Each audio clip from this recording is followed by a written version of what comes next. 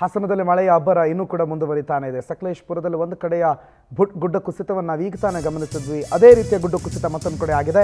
ಅದು ಕೂಡ ಅವೈಜ್ಞಾನಿಕ ಕಾಮಗಾರಿಯಿಂದ. ಸಕಲೇಶಪುರದಲ್ಲಿ ಮತ್ತೊಂದು ಕಡೆ ಬೃಹತ್ ಪ್ರಮಾಣದಲ್ಲಿ ಭೂಕುಸಿತ ಆಗಿರೋದು. ಕೇವಲ ಭೂಕುಸಿತ ಮಾತ್ರ ಅಲ್ಲ, ಆ ಕುಸಿತದ ಹೊಡೆತಕ್ಕೆ ಸಂಪೂರ್ಣ ರಸ್ತೆ ಕೊಚ್ಕೊಂಡು ಹೋಗಿದೆ. ರಸ್ತೆ ಸಮೇತವಾಗಿ ಭೂಮಿ ಕೊಚ್ಕೊಂಡು ಹೋಗಿದೆ. ಸಕಲೇಶಪುರ ತಾಲೂಕಿನ ಕುಂಬರಡಿಯ ಸಮೀಪ ಕುಂಬರಡಿ ಮತ್ತು ಹಾರ್ಲೆ ಎಸ್ಟೇಟ್ ಮಧ್ಯೆ ಭೂಕುಸಿತ ಆಗಿರೋದು. ಸುಮಾರು 200 ಮೀಟರ್ ಹೆಚ್ಚು ದೂರ ಹೋಗಿ ರಸ್ತೆ ಬಿದ್ದಿದೆ. ರಸ್ತೆ ಮೊದಲಿದ್ದ ಜಾಗಕ್ಕಿಂತ 200 ಮೀಟರ್ ದೂರ ಹೋಗಿ ಬಿದ್ದಿದೆ. ಅಲ್ಲಿವರೆಗೆ ಭೂಕುಸಿತ ಆಗಿದೆ. ರಸ್ತೆಯೇ ಕೊಚ್ಚಿ ಹೋಗಿರೋದ್ರಿಂದ ಹಲವು ಗ್ರಾಮಗಳ ಸಂಪರ್ಕ ಕೂಡ ಕಡಿತ ಆಗಿದೆ. ಆ ರಸ್ತೆ ಸಂಪರ್ಕ ರಸ್ತೆ ಆಗಿದ್ದರಿಂದ ರಸ್ತೆಯ ಎರಡು ಪಾರ್ಶ್ವದಲ್ಲಿ ಇದ್ದಂಥ ಅಷ್ಟು ಗ್ರಾಮಗಳ ಸಂಪರ್ಕ ಕಡಿತ ಆಗಿದೆ. ರಸ್ತೆ ಪಕ್ಕದಲ್ಲಿ ಎತ್ತಿನಹೊಳೆ ಕಾಮಗಾರಿ ಆಗ್ತಾ ಇತ್ತು. ಆ ಕಾಮಗಾರಿ ಎಷ್ಟು ವೈಜ್ಞಾನಿಕವಾಗಿ ಆಗ್ತಾ ಇದೆ ಅನ್ನೋದಕ್ಕೆ ಈ ಗುಡ್ಡ ಕುಸಿತ ಸಾಕ್ಷಿ ಕೊಡ್ತಾ ಇದೆ. ನೋಡಿ ರಸ್ತೆಯ ಒಂದು ಭಾಗ ಕೆಳಗಡೆ ಇದು ಎತ್ತಿನಹೊಳೆ ಕಾಮಗಾರಿ. ನೋಡಿ ಅಲ್ಲಿ ಅಡಿಗಡೆ ಪೈಪು ಹೋಗಿದೆ, ಎತ್ತಿನಹೊಳೆ ಕಾಮಗಾರಿ ಆಗಿದೆ. ಆದರೆ ರಸ್ತೆ ಸಂಪೂರ್ಣವಾಗಿ ಕುಸ್ಕೊಂಡು ಹೋಗಿದೆ. 200 ಮೀಟರ್ ದೂರ ಹೋಗಿ ಬಿದ್ದಿದೆ. ಪ್ರಕೃತಿ ನಾವು ನಾಶ ಮಾಡ್ತಾ ಇದ್ದೀವಿ, ಅದಕ್ಕೆ ಪ್ರಕೃತಿ ಉತ್ತರ ಕೊಡ್ತಾ ಇದೆ ಅಷ್ಟೇ.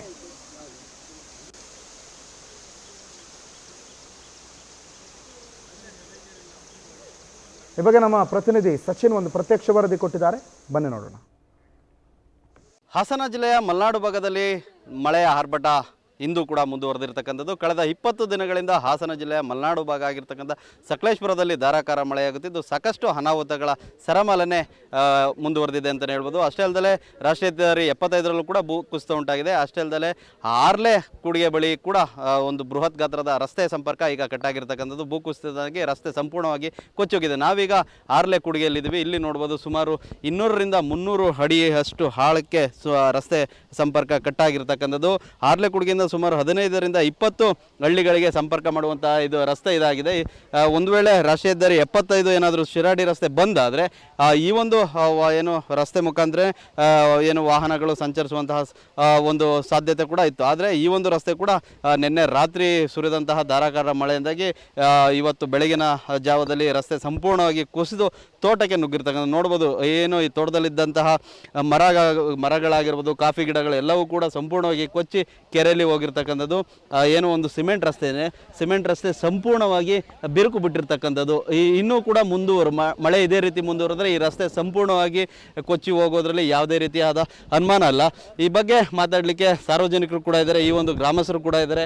ಅವರು ಕೇಳೋಣ ಏನಾಯಿತು ಏನು. ಸರ್ ನಮಸ್ತೆ, ಏನಾಯ್ತು ಸರ್? ಇದು ಬೆಳಗ್ಗೆ 6 ಗಂಟೆ 10 ನಿಮಿಷದಲ್ಲಿ ತುಂಬ ಭೂಕುಸಿತ. ಅಂದರೆ ಈ ಎತ್ತಿನಹೊಳೆ ಯೋಜನೆ ಪೈಪ್ ಹೋಗಿದೆಯಲ್ಲ ಅದರ ಪಕ್ಕ ಒಂದು ಎಕರೆಯಷ್ಟು ಕಾಫಿ ತೋಟ ಇರ್ಬೋದು, ಮರ ಗಿಡ ಇರ್ಬೋದು, ಎಲ್ಲ ಕೊಚ್ಚೋಗಿದೆ.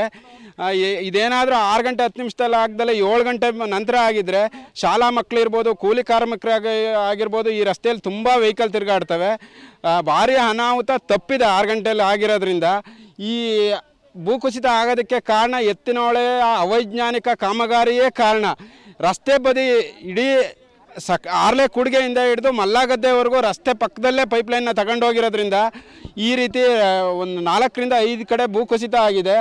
ರೈತರಿಗೆ ದುಡ್ಡು ಕೊಟ್ಟು ಕರೆಕ್ಟಾದ ರೀತಿಯಲ್ಲಿ ಇವರು ಎತ್ತಿನಹೊಳೆ ಯೋಜನೆಯ ಪೈಪ್ನ ತಗೊಂಡೋಗಿದ್ರೆ ಈ ರೀತಿ ಭೂಕುಸಿತಗಳಾಗಿರ್ಬೋದು, ಸಾರ್ವಜನಿಕ ತೊಂದರೆ ಆಗ್ತಾ ಇರಲಿಲ್ಲ.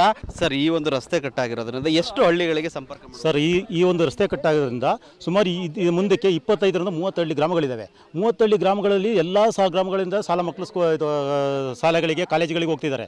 ಮತ್ತು ಕೂಲಿ ಕಾರ್ಮಿಕರು ತುಂಬ ಜನ ಇಲ್ಲಿ ಇದು. ಯಾಕೆಂದರೆ ಇದು ಒಂದು ಎಸ್ಟೇಟು ಕಾಫಿ ಕಮರ್ಷಿಯಲ್ ಪ್ಲಾಂಟೇಷನ್ ಆಗೋದ್ರಿಂದ ಇಲ್ಲಿ ಕೆಲಸಗಳು 360 ದಿವಸ ಕೆಲಸ ಇರುತ್ತೆ. ಕಾರ್ಮಿಕರು ತುಂಬ ಬರ್ತಾರೆ ಇಲ್ಲಿ, ಅವ್ರುಗಳಿಗೂ ತುಂಬ ಸಮಸ್ಯೆ ಆಗಿದೆ. ದೊಡ್ಡ ಅನಾಹುತ ತಪ್ಪಿದೆ ಅಂತ ಇದು ನೀವು ಹೇಳಿ ಸರಿ. ದೊಡ್ಡ ಅನಾಹುತ ಅಂದರೆ ಈ ಉತ್ತರ ಕರ್ನಾಟಕದಲ್ಲಿ ಏನು ಶಿರೂರು ಭಾಗದಲ್ಲಿ ಆಗಿತ್ತು, ಅದಕ್ಕಿಂತ ದೊಡ್ಡ ಇದರಲ್ಲೇ ಡ್ಯಾಮೇಜ್ ಆಗೋದು. ಇಲ್ಲಿ ಮೇಯ್ನು ಅಲ್ಲಿ ಹೈವೇನು ಕನೆಕ್ಟಿವ್ ರೋಡು ಏನಾಗಿದೆ ಬಂದ್ ಮಾಡಿದ್ದಾರೆ. ಇಲ್ಲಿ ಹೆವಿ ಗಾಡಿನೂ ಇಲ್ಲಿ ಬಂದಿದೆ. ಮುಂಚೆನೇ ಮನೆಯಲ್ಲಿ ಎತ್ನೊಳೆ ಹತ್ರನೇ ಅಲ್ಲಿ ರೋಡ್ ಅರ್ಧ ತುಂಡಾಗಿದೆ. ಆದರೂ ನಾವು ಹೋಗಿ ಮನವಿ ಮಾಡಿದ್ರು. ಮತ್ತು ಏನು ಮಾಡಿದ್ದಾರೆ, ನ್ಯಾಷನಲ್ ಅವರೆಲ್ಲ ಲೋಕಲ್ ಬಸ್ಗಳನ್ನೂ ಬಿಟ್ಟಿಲ್ಲ. ಹೈವೇಲಿ ಹೋಗ್ತಂಥ ಗಾಡಿಗಳೆಲ್ಲ ಹೆವಿ ಗಾಡಿಗಳನ್ನೆಲ್ಲ ಇಲ್ಲಿ ಬಿಟ್ಟಿದ್ದಾರೆ. ಈಗ ಅಕಸ್ಮಾತ್ ಏನಾದ್ರು ಬೆಳಗಿನ ಜಾವ ಬೇರೆ ಟೈಮಲ್ಲಿ ಬಸ್ಗಳು ಹೋಗ್ತಿರೋ ಸಮಯದಲ್ಲಿ ಕುಸ್ತಿದ್ರೆ ಏನು ಆಗೋದು, ಶಿರೂರಕ್ಕಿಂತ ಜಾಸ್ತಿ ಆಗೋದು. ನಮಗೆ ಆದಷ್ಟು ಬೇಗ ಈ ಒಂದು ಪರ್ಯಾಯ ರಸ್ತೆನ ಮಾಡಿಕೊಡ್ಬೇಕು. ಅದೇ ರೀತಿ ಎತ್ತಿನಹೊಳೆ ಅಧಿಕಾರಿಗಳ ವಿರುದ್ಧ ಸೂಕ್ತ ಕ್ರಮ ಕೈಗೊಳ್ಳಬೇಕು ಅನ್ನೋದು ಕೂಡ ಗ್ರಾಮಸ್ಥರ ಒತ್ತಾಯ ಆಗಿರ್ತಕ್ಕಂಥದ್ದು. ಕ್ಯಾಮ್ರಾಮನ್ ಮಧು ಜೊತೆ ಸಚಿನ್ ಶೆಟ್ಟಿ, ಪವರ್ ಟಿವಿ, ಹಾಸನ.